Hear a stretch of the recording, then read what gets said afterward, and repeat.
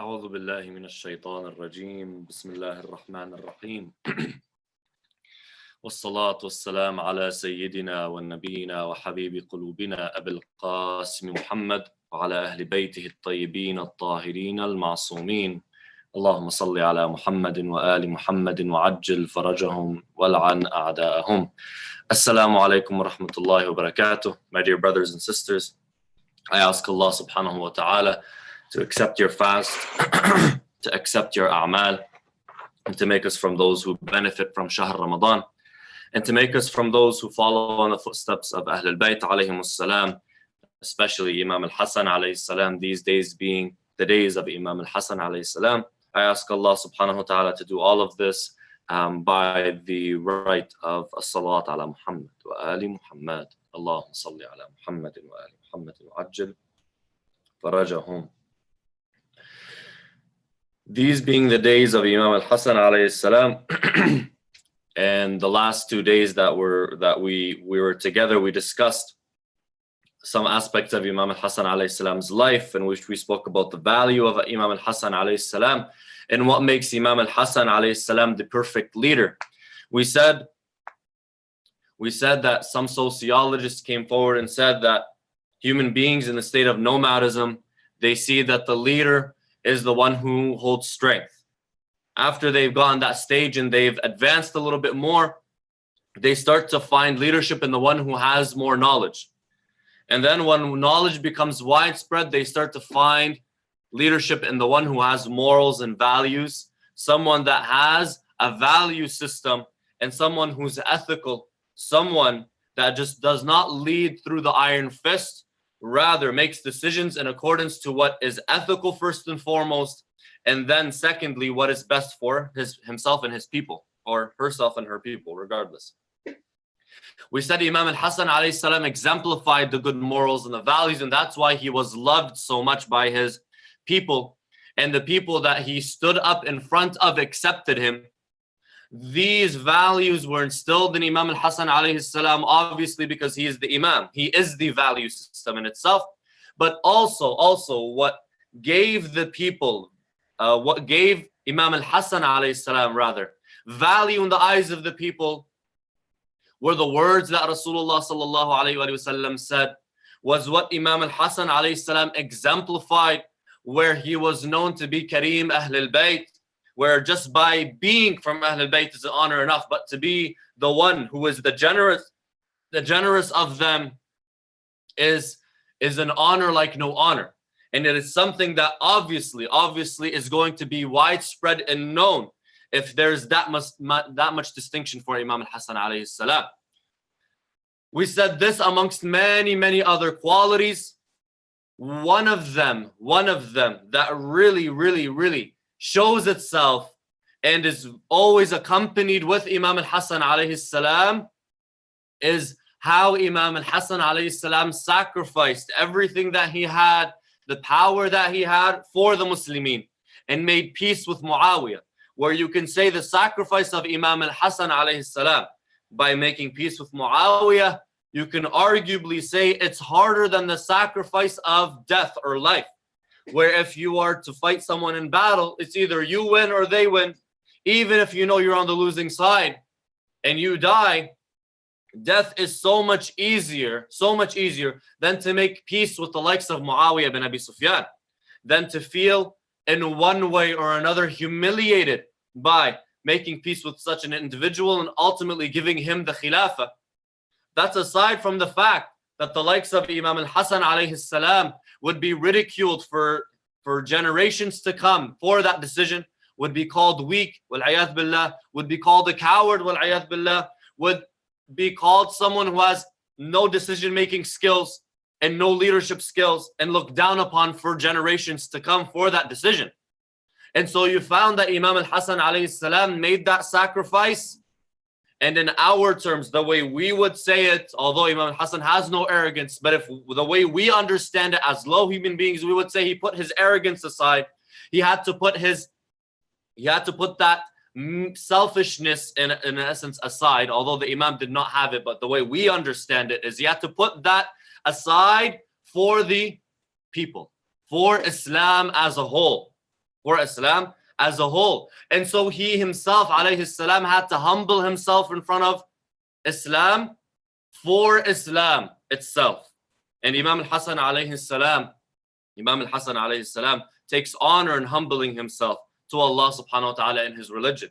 And so the decision making of Imam al-Hasan alayhi salam, and the decision that he made was not one that made or brought about dishonor to Imam al-Hasan. Rather, it was what gave value in the eyes of the Muslimin to come later on that truly understood the treaty of Imam al-Hasan. It gave value to Imam al-Hasan alayhi salam in the eyes of the people that truly understood the decision that was made, and it really did give him honor. Why?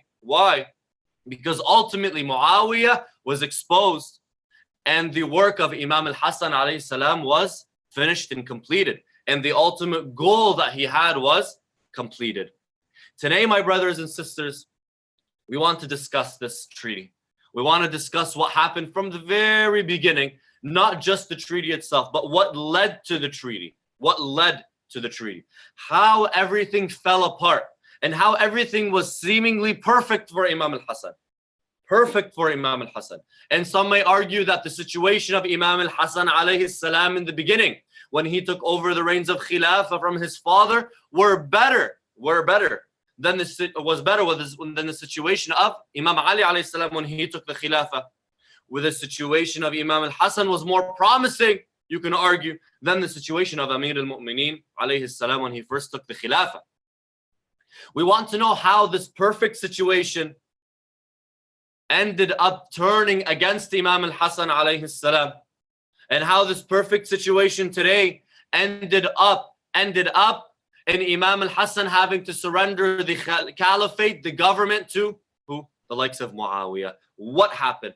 How was it day and then it turned into night in an instant? How did that happen? We want to discuss, inshaAllah ta'ala. Before we begin, my brothers and sisters, let's have a loud salawat ala Muhammad wa ala Muhammad for Imam al-Hasan alayhi salam, and also it being Mother's Day, let's have a loud salawat ala Muhammad wa ala Muhammad for all of the mothers that are out there.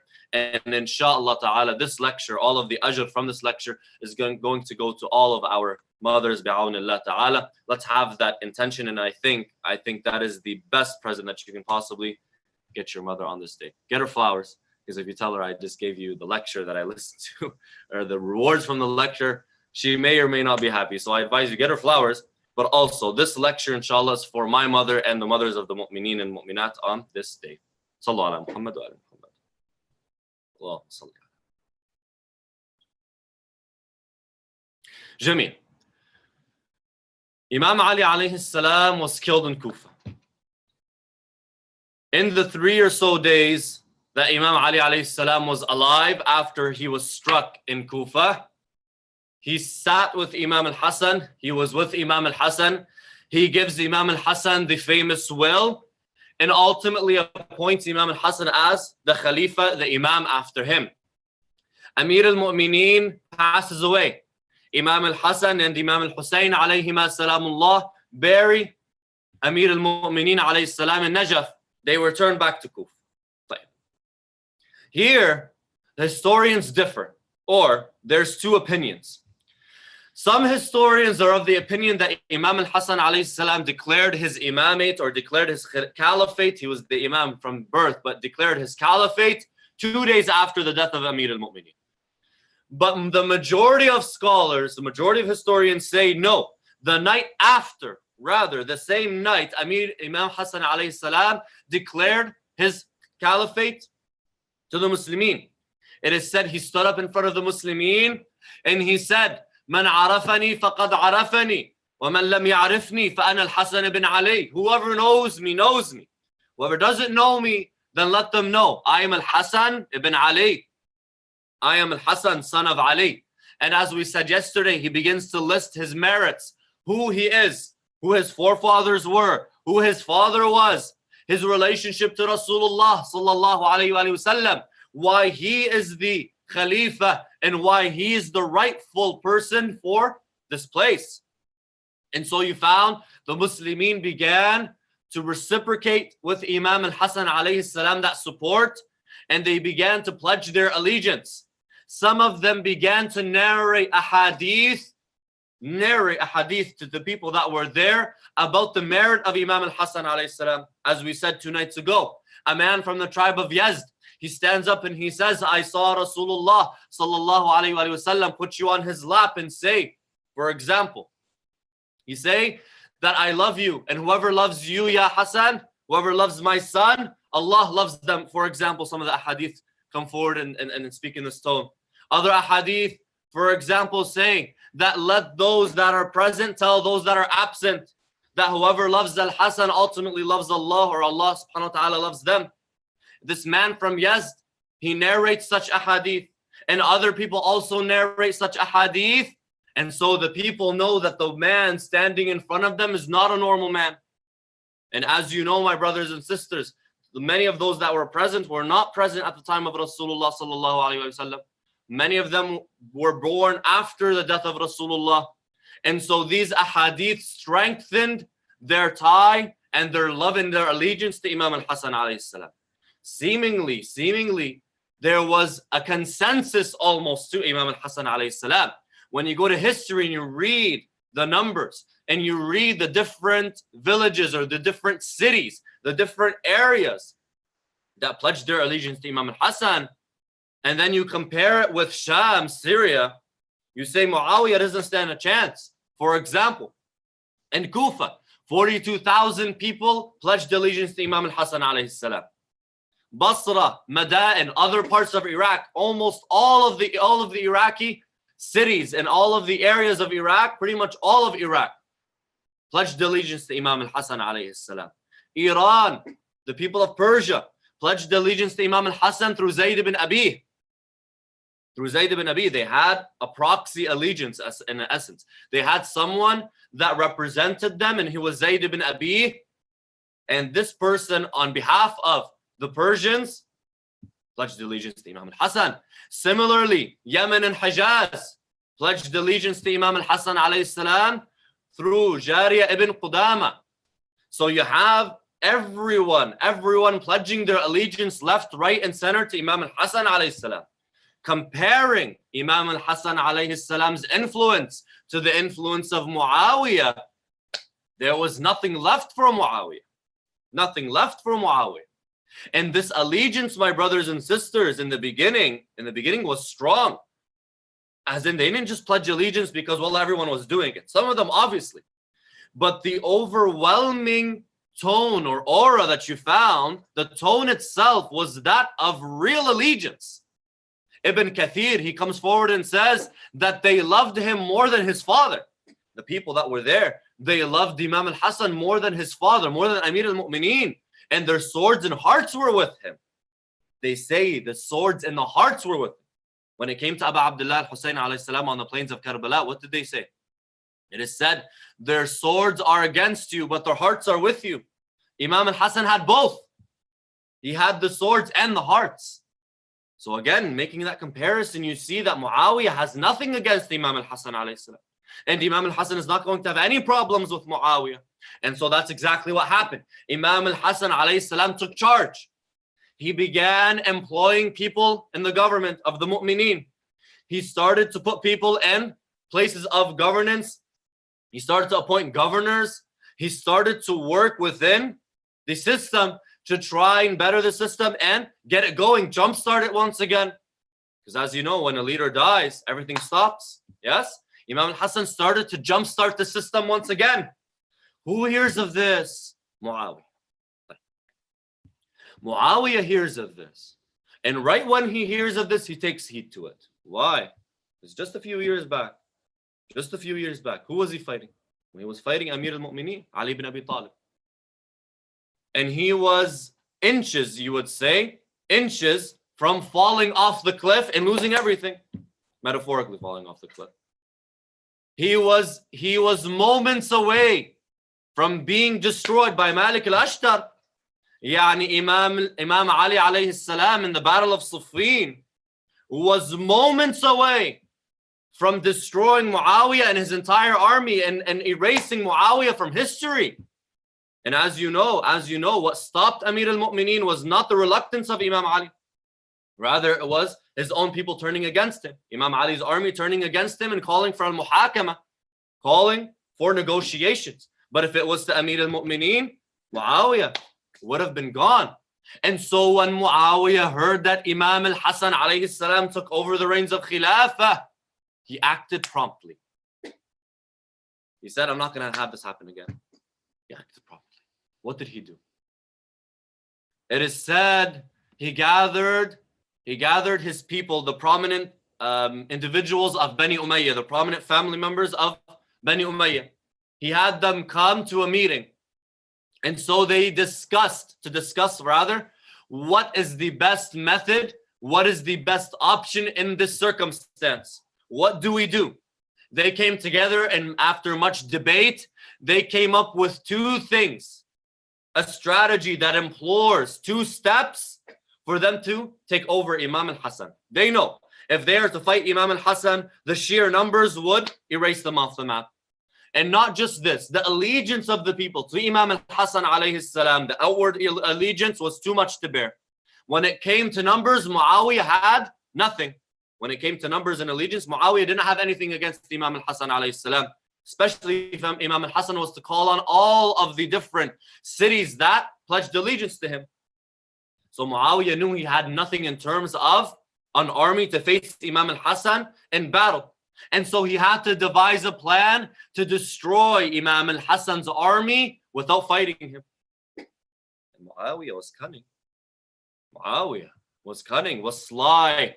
So what was the two-step plan? Number one, send spies to gather information. And if they can kill Imam al-Hasan right then and there, let them do it.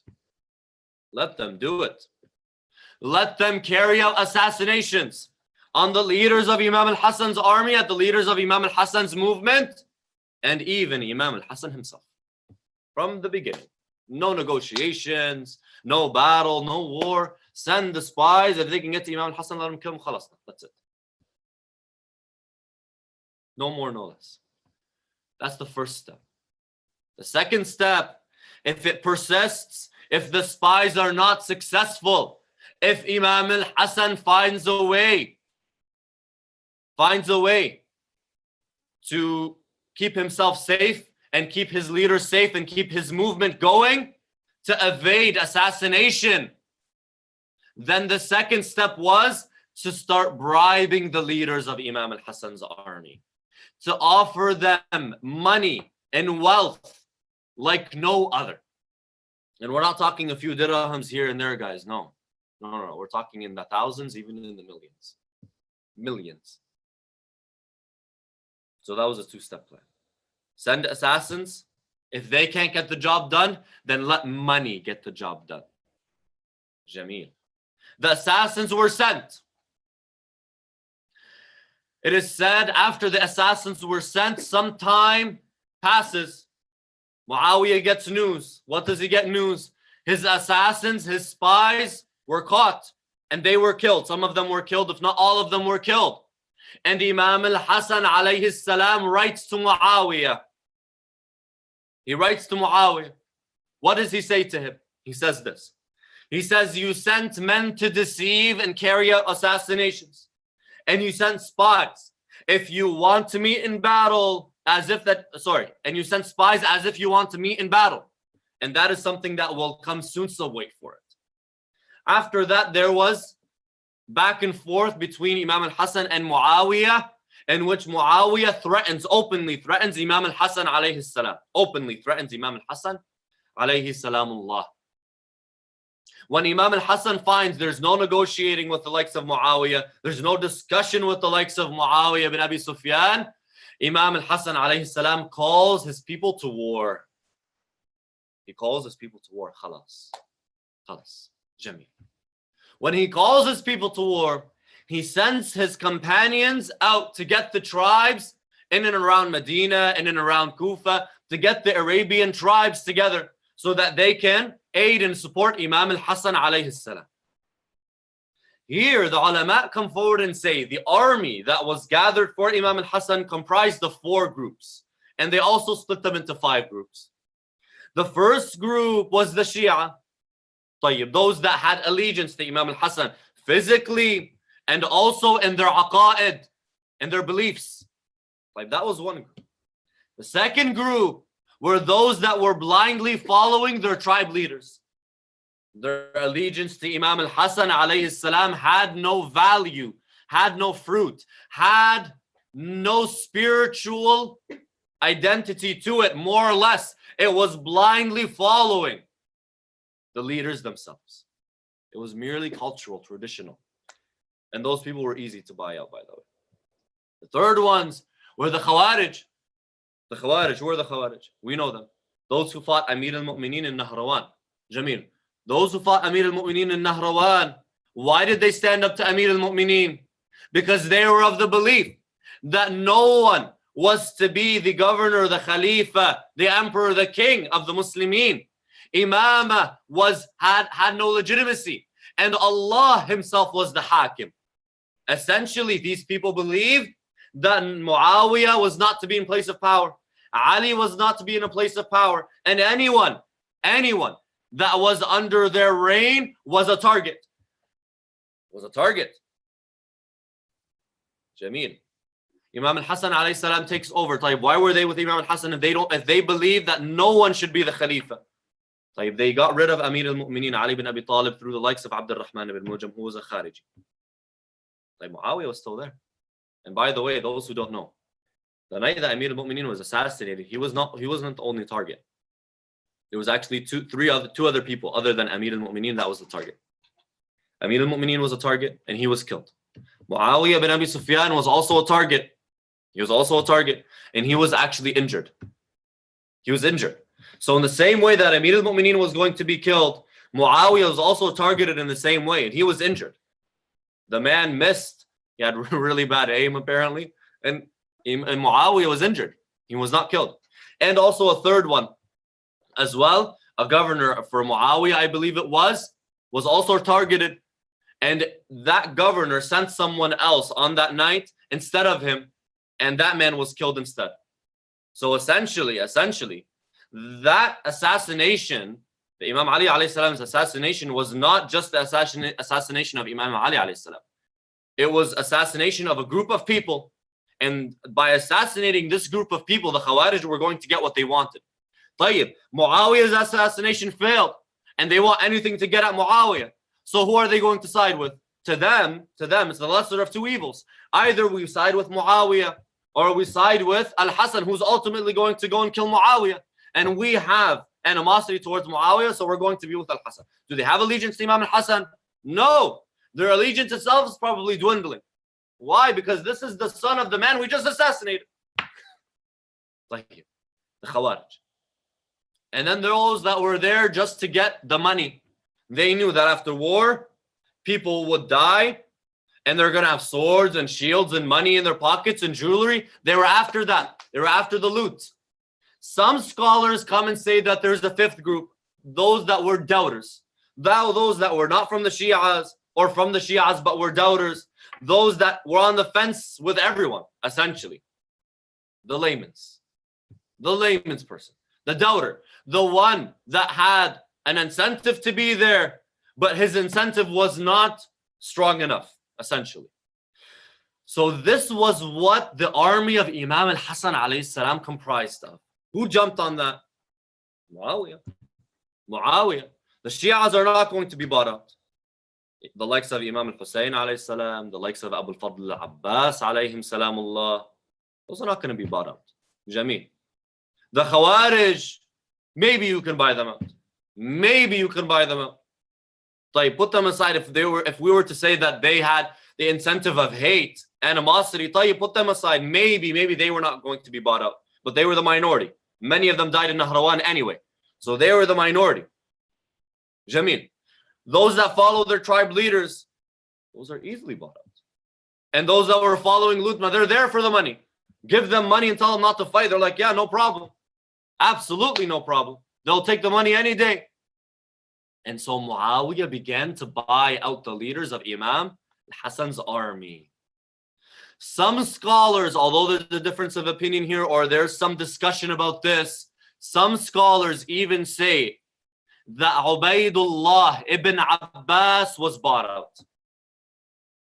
And you find this in the book of also Sheikh Baqir Sharif al-Qarashi. He openly says it. In other books as well. Sulh al-Hasan, غيره. Ubaydullah ibn Abbas, who was essentially the cousin of Imam al-Hasan alayhi salam, was bought up. Who was he? Who was he? He was the leader of the army or a big faction of the army. He had command over no less than 8,000 soldiers of Imam al-Hasan alayhi salam. He was offered by Muawiyah 1 million dinar or dirham. He was offered by by Muawiyah, afwan, 1 million coins. And so it is said he slipped away in the night after Imam al-Hasan alayhi salam started to move. He slipped away in the night and took with him 8,000 men. And who was this? The cousin of Imam al-Hasan alayhi salam. Now on this there could be difference of opinion. On this there could be debate as to what actually happened. That's for the ulama alayhim ridwanullah. But I'm more or less narrating what you found in the books. Just to keep this idea and exaggerate the idea, make it clear that Imam al-Hasan was betrayed by the leaders of his army, by those that were closest to him. Even after Ubaydullah left, the new army commander also betrayed Imam al-Hasan. And Imam al-Hasan said, he will betray me. So you found that Imam al-Hasan alayhi salam's army was shaky. Imam al-Hasan moves. Imam al-Hasan alayhi salam moves until he gets to a place called Jisr al-Munbij or Jisr al-Manbij. This bridge, my brothers and sisters, was a strategic place. Imam al-Hasan alayhi salam puts up his camp there. After Imam al-Hasan alayhi salam puts up his camp, Sheikh al-Mufid in Kitab al-Irshad, he says, Imam al-Hasan alayhi salam wanted to test his people. He wanted to test their loyalty. And so he stands up in front of them and he says these words. Listen to the words of the Imam alayhi salam. He says, he stands up, he praises Allah subhanahu wa ta'ala, he sends his blessing to Rasulullah sallallahu alayhi wa sallam, and he says, I am the sincerest of Allah's creatures in giving advice to them. I have not become one who bears malice to any Muslim, nor one who wishes evil or misfortune over them or for others. Indeed, what you dislike in unity is better for you than what you like in division. I see what is better for you than you yourselves. Therefore, don't oppose me in any of my commands and don't reject my judgments. That's all he said. Did he say he was going to make peace? No. Did he say he was going to submit to Muawiyah? No. All he's telling them is, right now, I need to know that you are loyal to me. I need to know that if I command you to do anything, you will do as I say. Because my sincerity, my integrity, my values speak for themselves. And they direct me to making the best possible decision to benefit all of the Muslimin. Those who are against me and those that are with me. This is how Ahlul Bayt alayhimus salam think. Those that are standing in front of me, how can I get them to me as the Imam? And those that are with me, how can I keep them with me? Any other political figure would have said, kill them, kill their fathers, kill their mothers, kill their leader, khalsuna minnu. That's it. I don't want any of this anymore. Imam Hassan alayhi salam is looking for all of the Muslims. And he said his words, all of the Muslims. I have no malice to any Muslim. This is the ultimate goal of Imam Hassan alayhi salam. After he said those words, the people started looking left and right. What is he saying? What is he trying to tell us? He starts to say he's trying to make peace. He's not trying to fight Muawiyah. The people that were following money, if they were bought out, they were not there. If they were still there, they still wanted money. The Khawarij wanted anything to get to Muawiyah. So they wanted Imam al-Hasan to fight. Those that were following their tribe leaders, if the tribe leader said, no, I want to fight Muawiyah, he was one of those that wanted money. Those that were with him were going to accept a fight and support their leaders. And so the people naturally, some of them wanted to fight. And so when they felt that Imam al-Hasan alayhi salam was alluding to a potential agreement of some sort, although that's not what Imam al-Hasan alayhi salam said at all, They turned against him. They turned against him. Riwayat say they attacked him. They called him a kafir. They called him a disbeliever. They looted Imam al-Hasan's tent. Some of them took the cloak off of Imam al-Hasan alayhi salam's shoulders. Others took the prayer mat of Imam al-Hasan. They looted Imam al-Hasan's camp. Imam al-Hasan alayhi salam gets between the crowd. He gets up on one of his horses and he begins to get escorted through the crowd. He summons the tribes of Rabi'a and Hamdan to come and support him and help him and protect him. As they were protecting him, as Imam al-Hasan alayhi salam was making his way, a man by the name of Jarrah ibn Sinan gets through the people. He gets to Imam al-Hasan and stabs Imam al-Hasan in the leg. As he's going to attack Imam al-Hasan alayhi salam, when he's going to attack him, he's screaming, Ya Hasan, you've become a kafir just like your father before you. Proving that those that were with Imam al-Hasan, many of them were Khawarij. Many of them had no allegiance to al-Hasan, no allegiance to Ali ibn Abi Talib, no allegiance to anyone. They were there for alternative motives. As he's stabbing Imam al-Hasan, he says, you've become a kafir like your father before you. He stabs Imam al-Hasan alayhi salam. Imam al-Hasan alayhi salam is taken to one of the houses of the companions, and now Imam al-Hasan alayhi salam has to make a choice. His men are bought out. His greatest leaders were bought out and took with them thousands of soldiers, according to some riwayat. His men turned against him. His men not only turned against him, they could have abandoned him, but they attacked. He was looted. No humiliation comes close to Imam al-Hasan alayhi salam. But he has no supporters. He has no one with him. The Shi'as that were there, but they were the minority of them. They were the minority. And Allahu A'lam, maybe even some of the Shi'as were bought out. If Ubaidullah ibn Abbas was bought out, what stops some of the Shi'as from being bought out? Imam al-Hasan alayhi salam comes forward and thinks. He says, I can trek on and risk losing it all. Or I can expose Muawiyah.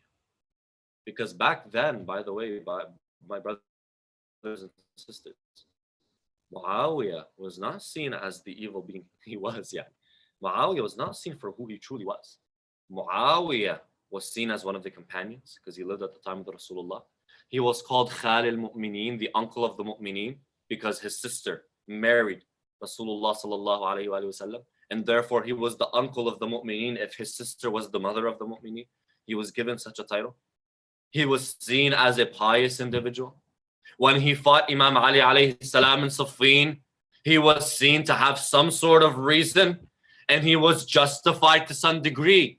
It wasn't just about the caliphate, nor was it just about power to him, apparently.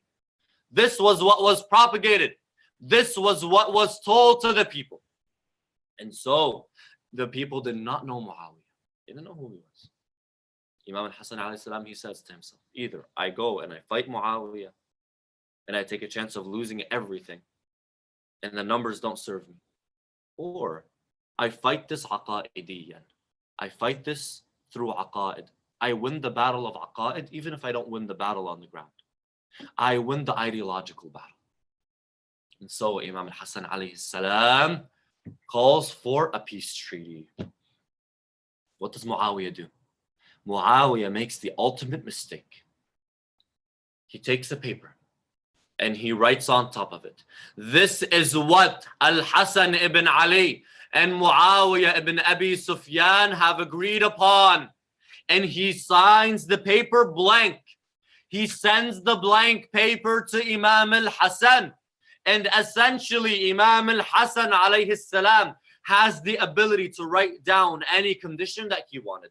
The biggest mistake of the sly, the cunning Muawiyah. Because now, Imam al-Hasan can write anything. And he has the signature of Muawiyah on the paper. Khalas, he can write anything. And so Imam al-Hasan begins to write. Number one, if you pass away Muawiyah, the caliphate comes to me, Al-Hasan ibn Ali, or my brother Hussein ibn Ali. It is not to go to anyone that you appoint. Number two, the Shi'as are to live in peace within your government. They are not to be hurt. They are not to be killed. They are not to be persecuted. Number 2. Number 3, Al-Hasan alayhi salam also is to be protected and safe. Number 3.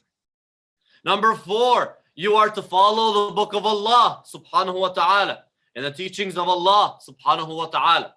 Number 4. Number 5, number 6, number 7. Many different conditions were put down. Jameen. The peace treaty was done. It was announced. Everyone knew of the treaty. Muawiyah becomes the Khalifa of the Muslimin. And Al-Hasan alayhi salam is sidelined. Little did they know that Imam Al-Hasan alayhi salam was sitting watching his plan unfold. Because he knew Muawiyah was not going to be, he's not going to be loyal to the conditions. He knew that Muawiyah was there for just power. And when the person who's striving for just power, when they get power, they become mutamarrid. They become the pharaoh of their time. And the persona that they used to show in pursuit of that power is ultimately going to fade away because they have the power now. So their true colors are going to be shown. And that's exactly what happened with Muawiyah. The first sermon, or one of the first sermons that Muawiyah gives, he comes in front of the people and he says, the treaty between me and Al-Hasan is under my feet. I did not fight you to have you pray. Nor did I fight you for you to pay zakat. Nor did I fight you for you to abide by the rules. I fought you to have power over you. He outwardly says it. He outwardly says it. Khalas, he has what he wants. After the death of Imam al-Hasan, Muawiyah appoints Yazid. The Shi'as were persecuted by Muawiyah. Imam Ali's name, alayhi salam, was belittled and sworn at on the pulpits for decades. Al-Hasan ibn Ali was killed by Muawiyah. None of the conditions, not one of them. And history, my brothers and sisters, history will bear witness from now until the day of judgment that Muawiyah ibn Abi Sufyan broke the peace treaty with Imam al-Hasan by not abiding by the conditions, but by starting war again, by killing, by persecuting the Shias, by killing Imam al-Hasan alayhi salam, by doing his utmost to make the life of Ahl al-Bayt alayhim salamullah miserable. And Imam al-Hasan is the one that exposed that and ultimately paved the way for Imam al-Hussein alayhi salam to stand on the day of Ashura and call for what is rightfully his. And that is the Khilafah given to him by Muawiyah. Not that he needs to take it from the likes of Muawiyah, but legally speaking, it was given to him by Muawiyah. It wasn't given to him by anyone else. Legally speaking, Muawiyah signed off on the caliphate of Imam al-Hussein. Legally speaking, Imam al-Hussein was the rightful Khalifa in the words of Muawiyah bin Abi Sufyan. And some will say, Tayyib, he is the Khalifa, Tayyib, he can change his mind and give it to Yazid. I'll tell you, that's true if he didn't sign a contract that was with someone else, an agreement with someone else. If it was merely his decision, if it was one-sided, yes, he could change his mind, legally speaking, change his mind. But when you sign a contract with someone else, you're legally bound by that contract. So it gave legitimacy to Imam al-Hussein alayhi salam, even from a legal perspective. Even from a non-Muslim's perspective, they can see the legitimacy of Imam al-Hussein's revolution. From many different angles, many different aspects, Imam al-Hasan's treaty made it clear who was on the truth and who was on the path of falsehood, and put a hujjah on everyone that was there for people to come, who the truth was with and who is the embodiment of falsehood. Who is the embodiment of falsehood?